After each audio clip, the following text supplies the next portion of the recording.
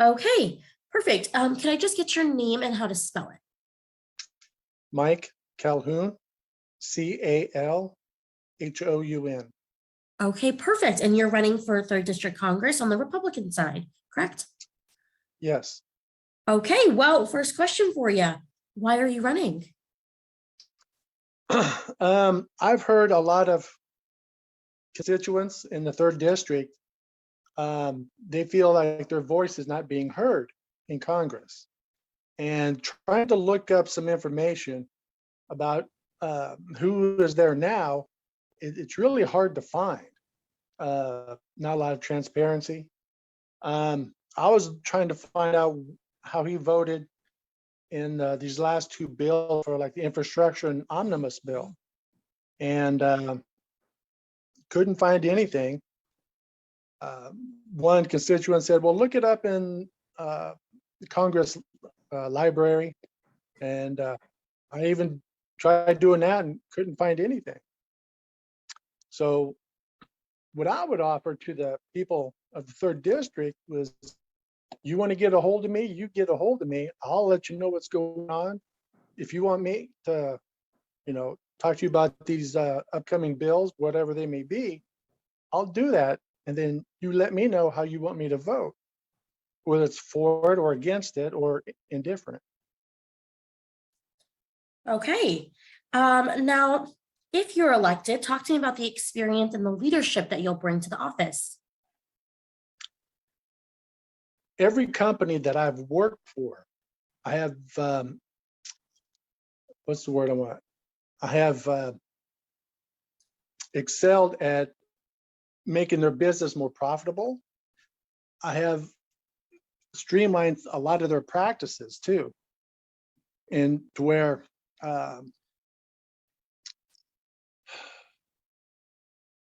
trying to find the words, but one business in particular, it was in Lincoln, just I think 10, 12 years ago. They were making a rifle stocks for ROTC. One of the things that they did was that you had to take, it was a plastic injection, mold injection. So you had to take it out, put it in a jig, drill out the butt of the stock. And I go, why would you do that? They go, we've been doing that since they've been there. I said, why not just make it to where there's something in the die that would fill that void, so you wouldn't have to do that. That would up production. That would up, more money. I think you muted yourself.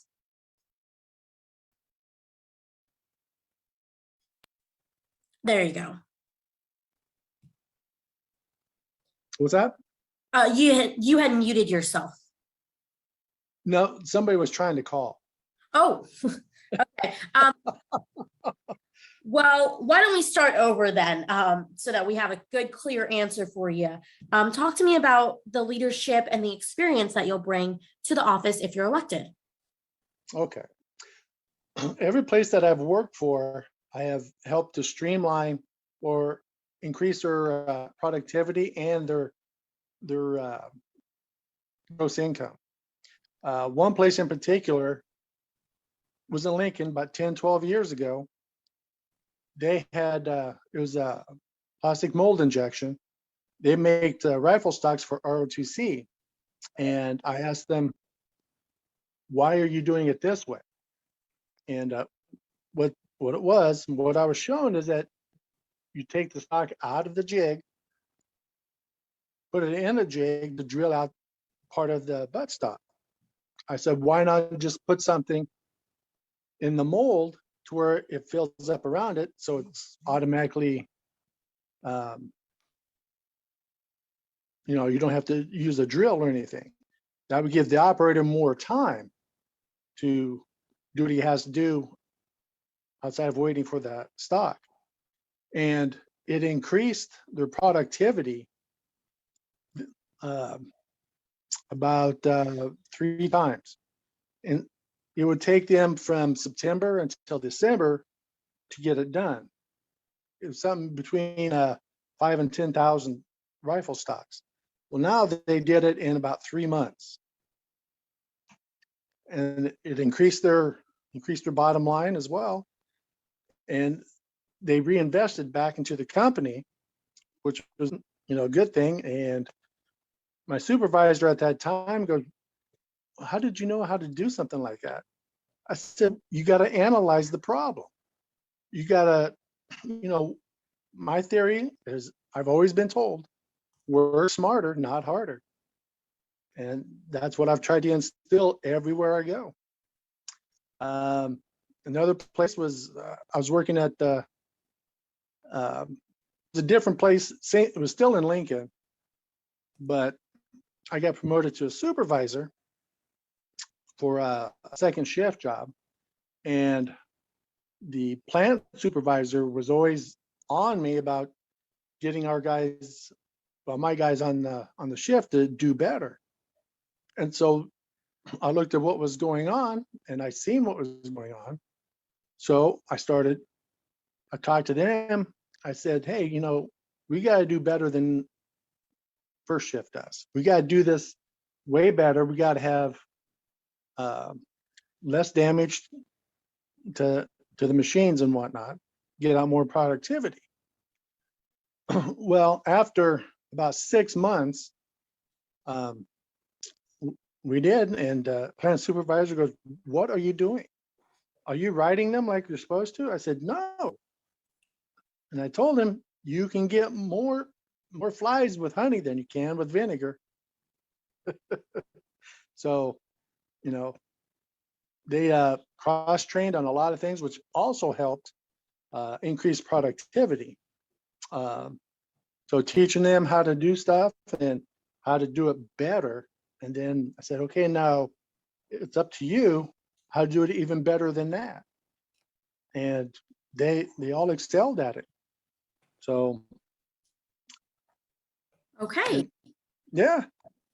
All right. Well, some great answers there. Now, I will apologize for those dings. That is my email that is coming through. Now, talk to me about some of the biggest issues that you see facing both the state and the nation.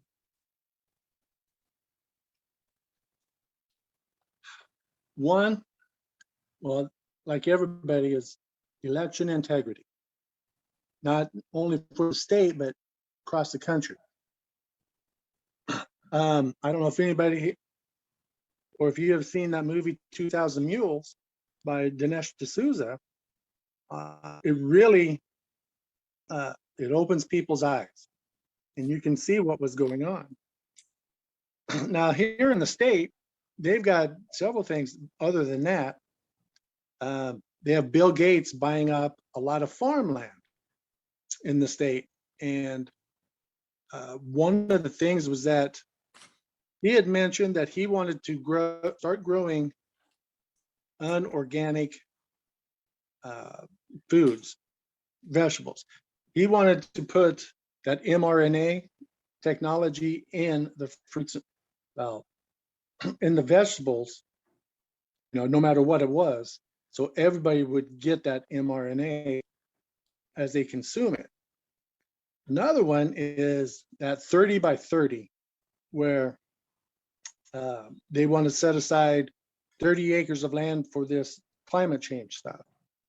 Well, first, farmers and ranchers are the best conservatives of the land to begin with.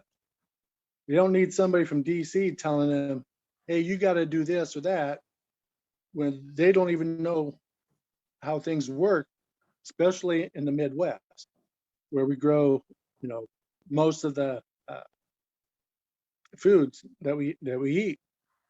And another thing is the water rights.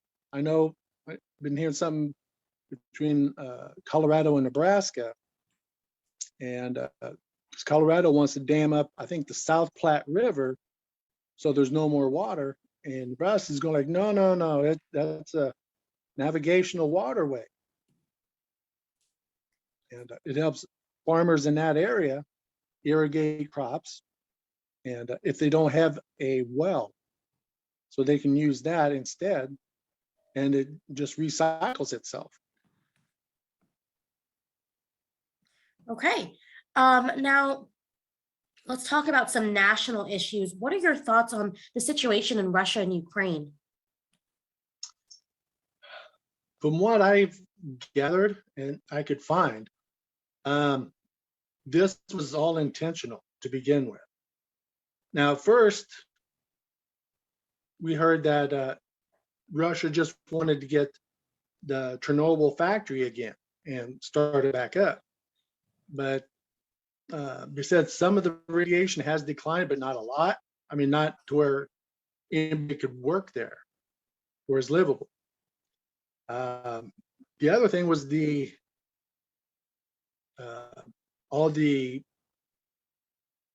biolabs that are there. At first, they said, "Oh, there was only 6." Now there's 35. Now, in my opinion, if there's a biolab over there, it gets hit, you got all this potential dangerous biohazard material leaking out, not only in Ukraine, but Russia, but the rest of the world. And I can kind of understand Russia's stance on that. They shouldn't be doing it at all. But but some people here in the States goes, well, if another country has this, we should be able to counter it with this. And I kind of can understand, but then again, you can go too far. Okay. Yeah, definitely true.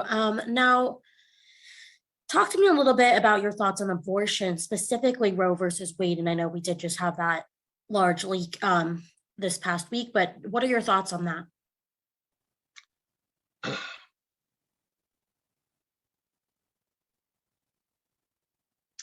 I think it should never have passed to begin with back in 73. At that time, I really didn't know what it was, but now as I've gotten older, I understand it. But I do understand there are certain circumstances where it is necessary. One case, it happened over in England. These parents were going to have a child, a girl, but the last ultrasound in the 3rd trimester, it showed that the baby from the top of the ears up didn't have a skull, didn't have a brain. So as soon as it was born, it was going to die.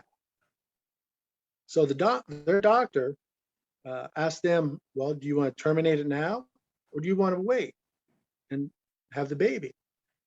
And the parents go, no, let's terminate it now. That kind of situation I can understand, because the child's not going to live outside the mother anyway. So it would just be best for the parents and the child. Now, if you're doing it for birth control, then no. There is so much birth control out there. And this is where I can agree with Planned Parenthood, because they can teach you what other contraceptives there are. They can do women's health care other than terminating a baby. And I'm all for that. I can understand where it's tough to get a reliable doctor or one who will work with you. I know they're not cheap, but neither is insurance. But at least that is an alternative. Okay, now let's move on to the year-round sale of E15 ethanol fuels. What are your thoughts and opinion on that? If you want to use it, but I've worked in the automotive industry for quite a while, and any ethanol actually doesn't do any good. not for your car or the environment. John Stossel he's got a video and about that, and that there was no difference between regular unleaded gas and any ethanol blended, E15 or E10 or 89. But you have to understand that from fuel tank to your injectors, there's rubber gaskets. What happens when you put alcohol on a cotton pad and put it on your face? Your face dries up and it gets tight. Same thing with these rubber O-rings. And that's how a lot of fuel pumps go bad. Then you got to pay, take it to a shop, pay anywhere from $200 to $500 to get it replaced. And then, maybe in 5 years, you got to do it again. Whereas with just regular unleaded gasoline, you don't have that problem. You might have to replace the fuel pump once, but it's because of wear, not because of the fuel additive. Okay, and so just to clarify, you are not in agreement with the year-round sale. Right. Okay, perfect. Just want to make sure I have my understanding correct. Now, we've touched on a number of different topics, including the canal in Perkins County, 30 by 30, Russia, Ukraine, all of those national topics. If you're elected, how would you plan to solve some of these problems? Well, the 30 by 30, I would come up with legislation that the farmers and ranchers are the only ones that should do that, not state or federal government. Because that's, they bought the land, they pay their taxes. They're the only ones who should know how to do that. And if it gets handed down to another, family member, next generation, then previous generation should have taught them that already. What the waterways, it would be, I got to kind of side with Governor Ricketts a little bit, that it's since it is a waterway and you can travel on it, even though it's got to be by airboat because it's so shallow, but still, farmers can use that for irrigation. They can use it for their cattle or whatever they have. And it's already been proven, documented, that farmers who let a field rest for a year, they take that field takes more carbon out of the air than does trees and shrubs and other grasses. It's like I think it's 3 times the amount of carbon. So yeah, so that's good. The other one, like for voting, cannot be any drop boxes unless it is being manned, and it's got to be like no, I think Ted Cruz, not real sure. I think wanted a ballot box inside where you have to go in. Cameras are on you, like on an ATM, where it shows your face and top and side views, and you can only have one ballot. It will only take one ballot, not 50 or 100 like some have. And not only is you got the cameras, but you have somebody who is there in person to make sure that happens. And another thing is that they can present your ID. They'll look at the list to see if you're on it or not. And then they can either accept or reject that ballot. Okay, some great ideas there. And then I do have one other final question for you. As we get closer to that May 10th date, which is in just 4 days, which is shocking to me. I can't believe it's so soon already. What message do you have for those voters as they head into polling day? Well, for me, I'm a veteran, um, both the Marine Corps and Army. I'm an advocate of the Second Amendment. Well, actually, most of the amendments, and another one I think a lot of people would like is uh, abolish or at least amend the 16th Amendment, which is Congress can levy taxes on your wages. We can amend that, or you can do away with it altogether, and then do away with the IRS altogether. Another idea was that there'd just be a flat tax on what you owe and or what you've earned and what property that you have, if you have any. I think another one was now I can't think of it now. Okay, well, maybe I'll think of it. Do you have anything else you'd like to add? Those are all the questions I have for you. So anything else you'd like to add? Well, I'm an America First person. I always have been. It was ever since I can remember, probably 5, 6 years old. I was always told that this is the greatest nation, and we don't mind helping other people, but we need something in return, kind of like a barter system type thing. And that's one of the things that President Trump was doing. Yeah, we'll help you, but you need to help us. And in some areas, it worked out really good. Some areas, not so much. But I think that we should take care of Americans first. One of the things was that the illegal immigrants coming in, they're being taken care of, but they're sacrificing the veterans to do that. And a lot of veterans are dying to get seen, but these illegal aliens are getting seen right away. I think we ought to do it like they did with Ellis Island. If you have any diseases, or if you don't have any of the inoculations, you got to go back to your own country first, get inoculated, and then you can come here, apply for citizenship. Okay. Is there anything else that you'd like to add before I stop the recording? No, I think that's it. Okay, let me go ahead and stop the recording.